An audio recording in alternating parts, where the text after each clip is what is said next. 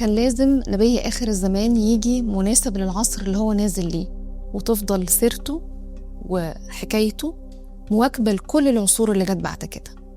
هتفضل سيرته أقوى مؤثر لحد آخر الزمان.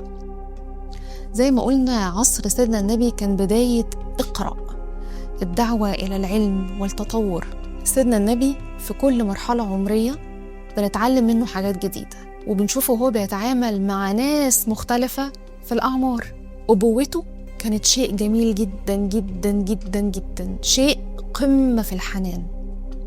يعني بعتبر إن كل مواقفه في تربية الأطفال، أطفاله أو أولاد زوجته السيدة خديجة، أو التعامل مع الأطفال في المدينة، كل ده بحسه أقوى مثل نعبر بيه عن أهمية الحنية، وإنك تكون قدوة حسنة في تربية الأولاد، على عكس كل الناس اللي بتقول ما احنا اتضربنا بالشبشب وطلعنا كويسين.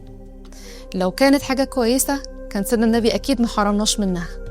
معنى إنه ما عملهاش وإنه ما ضربش الأطفال، وإنه هو كان قد إيه جميل ومتواضع في التعامل مع مثلا أحفاده الحسن والحسين لما كان يحطهم على كتفه وهو جدهم، ويلعبوا لعبة الحصان اللي احنا بنلعبها لسه مع ولادنا، ويقول لهم نعم الجمل جملكما.